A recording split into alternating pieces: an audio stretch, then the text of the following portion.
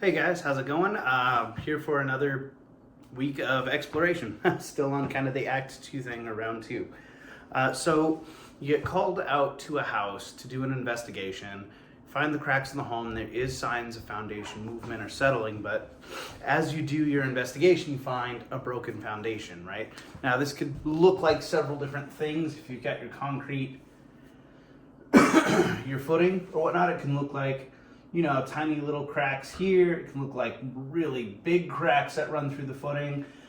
You can see exposed aggregate, right? This is called spalling, where the concrete looks like it's deteriorating, and that's the one I really want to talk about, right?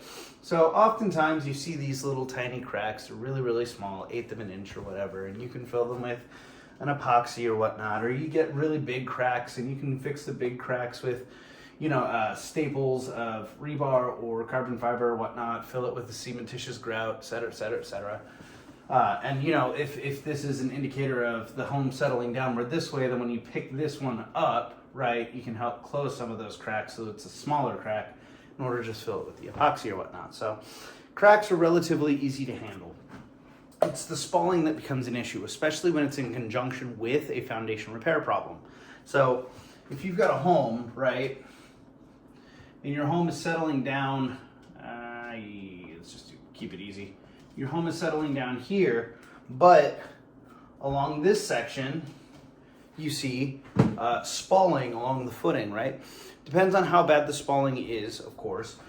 But if you've got like exposed rebar and spalling around it, oftentimes it's a water issue and this whole thing's being deteriorated. But a lot of people want to either try to lift it using your piering system, right? Push piers, helical piers, whatever. And a lot of people want to just do a replacement where you,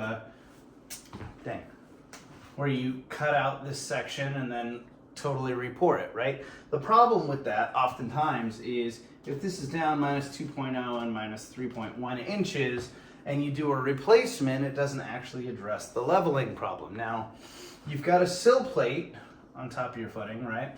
And at the time that you do a foundation replacement, you can pick up the sill plate and then pour a new footing underneath it, tie it together into the other footing with your dowels or whatever, and that will handle the settlement issue. The problem is, it also does not handle the soil issue. Remember, at least probably 90% of all the problems that you have that are foundation related, they relate to the soil, not to the structure itself. Sometimes the structure, yes, especially when you have spalling, but oftentimes it relates to the soil. So if you just level this out by picking up the sill plate and then replacing the footing so that it doesn't have any more spalling and you tie it in, it's all great, you can level it out, but once again, you don't solve the soil problem, which means you spend all of this money replacing your footing, and then it's just going to settle again. It's going to crack and continue to settle, and it's just not an overall good thing, right? So how we handle spalling and settlement is a couple different ways. Several ways, actually. First of all, depending on the level of spalling, oftentimes, I'm going to draw that same diagram, cantilever crack, minus 2.0, minus 3.1, I don't know if that's relevant. A lot of people try to put piering systems, anyway, on the footing. So the thing about underpinning systems is that they lift uniformly, right? So it creates a spread load between all of the piers and lifts it up kind of evenly. The issue is when you have a lot of spalling in a footing, it doesn't have a lot of strength. So if you can imagine you've got this footing here, right, and you pop this pier on, first thing we're going to talk about is push piers.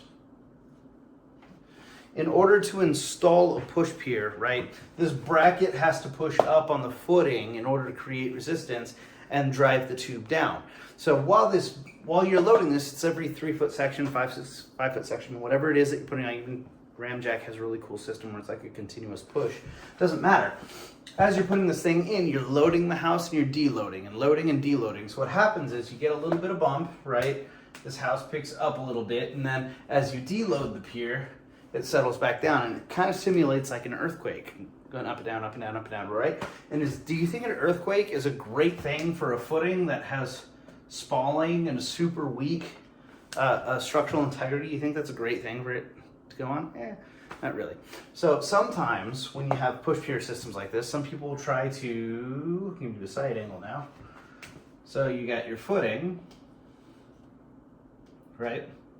And then you cut this out and you pop your pier bracket on, right? So what people will sometimes do is before they put this bracket on, they'll put like an angle iron, half inch, 3/8 inch diameter, right? And it spans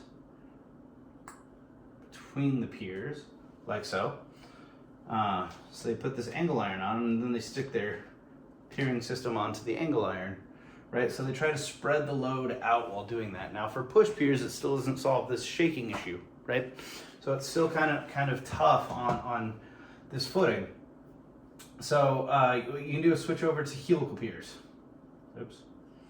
Switch over to helical piers, which doesn't simulate the earthquake because you screw it in first, right? Then you attach the brackets. Now without this angle iron, you're pushing up point loads on the footing. You think that's great for something that has no structural integrity? Probably not. So you pop the angle iron on and you lift uniformly, and the angle iron helps to support that footing that's spalling out while you pick it up. So helical piers are a really good option for that. Sometimes when it has no strength, there's one time in Long Beach I was literally taking my pen and scratching the footing, and it was just flaking off, like the footing was being destroyed by the pen in my hand. When you have that, it's not an option, right?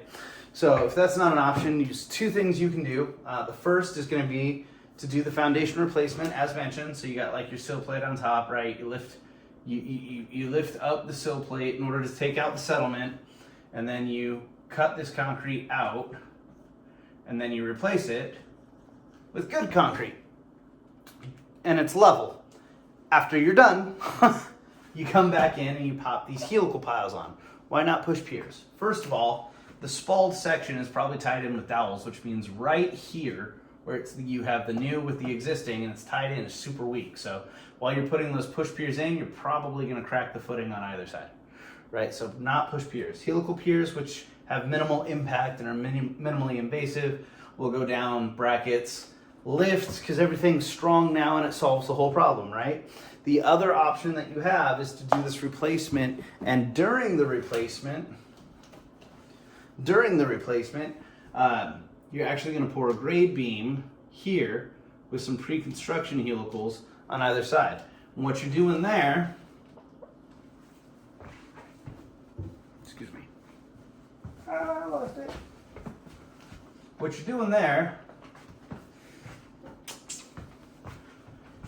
you've got your footing, right? Your spalling footing. You have that here. You can drive your helical piers down to the side over here, so you still dig out, right? You still dig out. So all of this is open air. And then you drive your helical pier,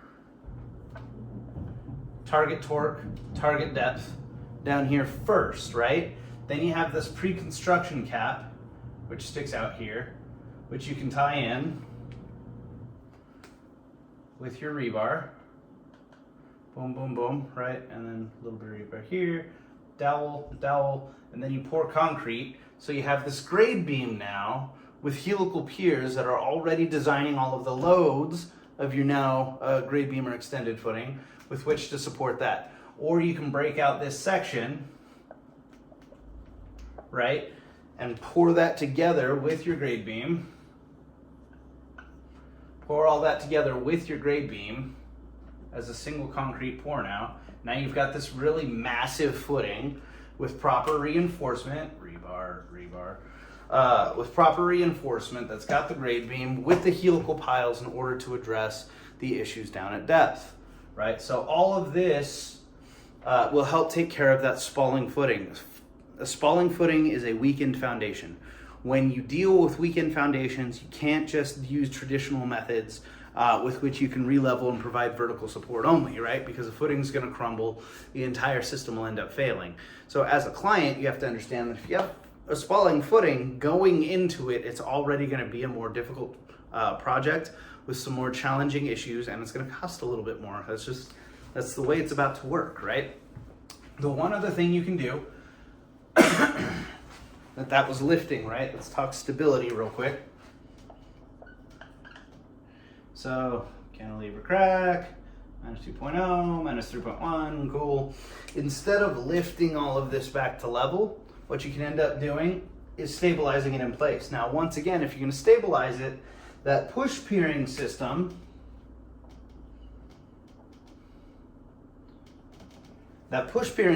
creates that vibration, that impact on the footing, which is still going to damage it significantly while you're installing it and trying to stabilize it, right?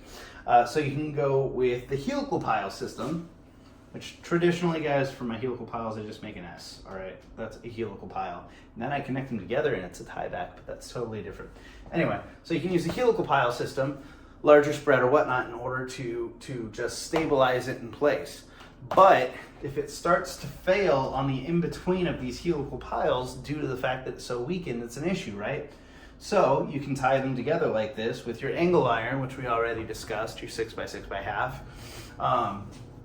in order to provide support underneath the entire span here versus your point loading from each of the helical piles that you're using to support it, right? So then I have to go back, of course, to you've got your footing and it's spalling, right? And in order to stabilize it, we've done this a whole lot using high density structural polyurethane, where you inject the soil, right? And you create a stable matrix of soil beneath the footing, so everything's stronger here and you no longer have the downward depression of the footing due to the soil failure, and by supporting it that way, it helps to lengthen the life of this. Now, all you're doing there is extending the life of the footing. If it's spalling and it's a water issue or degradation of concrete or something like that, you still have to address that issue separately. Okay, so that's not the end-all be-all for this type of design. Next week, hopefully, if I remember, we're going to talk about corrosive soils and some issues you might run into when dropping steel down into highly corrosive soils, which will degrade it really, really fast. In any case, that's it for failing foundations or spalling or broken foundations. We can get a little more into like the broken part of it later, but I really wanted to talk about like spalling today.